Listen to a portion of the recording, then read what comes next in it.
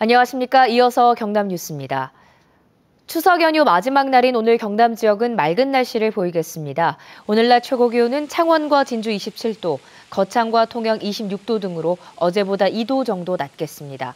일교차는 9도에서 최대 14도까지 예상돼 건강관리에 주의가 필요합니다.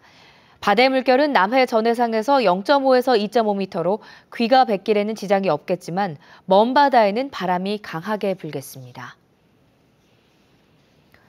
광복 70주년을 맞아 경남 곳곳에 위안부 소녀상이 설치됐는데요. 창원 지역의 소녀상은 설치 때부터 위치 문제로 논란이 많았는데 이번에는 누가 관리하느냐를 놓고 또 진통을 겪고 있습니다. 김준원 기자입니다. 창원 오동동에 설치된 위안부 소녀상. 70돌 광복절을 맞아 설치하려 했지만 위치를 반대하는 일부 상인들의 반발로 지난달 27일에야 설치됐습니다. 그리고 한 달이 다 되도록 어디서 관리할지 정하지 못했습니다. 건립추진위원회는 시민 모금으로 소녀상을 만든 데다 시효지에 세워진 만큼 창원시가 관리하기를 바랍니다. 건립추진위원회가 해상총회를 할 계획입니다. 시에다가 기부 체납하게 되면 그 관리 운영의 주체가 돼가지고 청소를 비롯해서 관리 운영을 하겠지. 창원시는 위치가 부적절하다는 민원이 해결되기 전에는 맡을 수 없다는 입장입니다.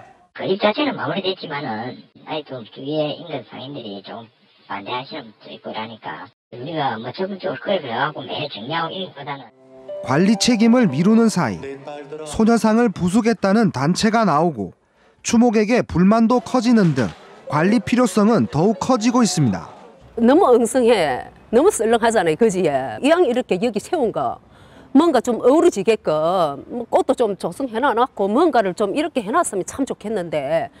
경남의 위안부 추모 관련 조형물은 5곳으로 이 가운데 창원을 제외한 4곳은 모두 자치단체가 관리를 맡고 있습니다. KBS 뉴스 김준원입니다. 사과하면 보통 어른 주먹 크기만한 게 생각이 나시죠? 그런데 소비자 선호도가 바뀌면서 탁구공만한 사과가 등장했습니다. 김영재 기자가 보도합니다. 주렁주렁 매달린 빨간 열매는 다름 아닌 사과입니다. 얼핏 굵은 자두알처럼 보이지만 루비S로 이름 지은 신품종입니다. 병충해가 적고 당도가 높을 뿐 아니라 젊은 소비층이 선호하는 크기여서 농민들도 주목하고 있습니다. 시중에 나가도 큰 거를 좋아하는 사람이 많이 없어. 옛날에는 막 이런 걸 좋아했지만 이제는 그런 거 좋아하는 사람이 없다 카이. 농촌진흥청이 개발한 신품종 사과는 우선 크기에서 눈길을 끕니다. 장식용으로 쓰일 탁구공 크기부터 껍질째 먹기 편한 테니스공 크기까지 각양각색입니다. 당도는 15브릭스를 훌쩍 넘습니다. 이맘때 수확하는 기존 품종이 대개 13에서 14브릭스 수준인 점을 감안하면 탁월한 셈입니다. 농촌진흥청은 소비자 선호도 조사 결과에 따라 작은 사과를 개발하는 데 주안점을 두었다고 밝혔습니다. 기존의 큰 과일에 비해서 작은 크기의 신품종이기 때문에 급식용이나 기내식용으로 상당히 유망한 품종이라 생각되고요. 또 앞으로는 속살이 붉은 사과 등 틈새 시장을 공략하는 이색 품종을 만드는 데 주력하기로 했습니다. 과일은 굵어야 상품이라고 인식되어 왔지만 머지않아 상당한 변화가 예상됩니다. KBS 뉴스 김영재입니다. 남해안 곳곳에 섬과 섬을 잇는 다리가 놓이고 있습니다.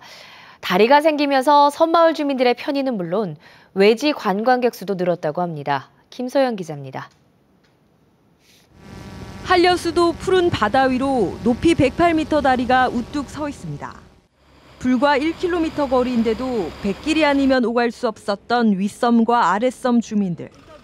다리가 놓이면서 이제 걸어서도 서로 오갈 수 있게 됐습니다. 상하도가 정말로 명실상부 한 섬이 되었다는 것을 피부로 느낍니다. 파란 가을 하늘과 쪽빛 바다 사이에 떠 있는 출렁다리. 생태섬 연대도와 바로 옆 만지도를 잇고 있습니다. 한 걸음씩 내디딜 때마다 마치 파도처럼 출렁이는 다리가 시원한 바람과 함께 걷는 즐거움을 더해주고 있습니다. 명물 출렁다리를 걷기 위해 주말이면 1000명이 넘는 관광객들이 찾습니다. 바다 위를 허공을 걷는 기분에서 상당히 기분이 좋네요. 조망이 좋고 햇빛도 좋고 가을 낚시로서는 최상입니다. 한산도와 부속섬 추봉도를 이으며 7년 전에 세워진 연도교. 교통 오지에서 벗어나면서 활기가 넘칩니다. 전에는 요 나르선 건너서만 이제 왔다 갔다 했는데 마음대로 오고 싶을 때 일 내놓고 왔다가 갔다가 그러니까 좋다. 섬과 섬을 잇는 다리들이 외딴 섬에 활력을 불어넣으며 남해안의 명물로 떠오르고 있습니다. KBS 뉴스 김소영입니다. 매년 명절 연휴 기간 경남에서는 200건 안팎의 가정폭력이 일어나는 것으로 나타났습니다. 경찰청의 국정감사 자료를 보면 경남에서는 지난해 설에 188건, 지난해 추석 219건을 비롯해 올해 설에는 230건의 가정폭력 신고가 접수됐습니다. 전국적으로 보면 지난해 명절 연휴 기간 일평균 신고 건수는 평소보다 230여 건 많은 850여 건으로 30% 이상 증가하는 것으로 나타났습니다.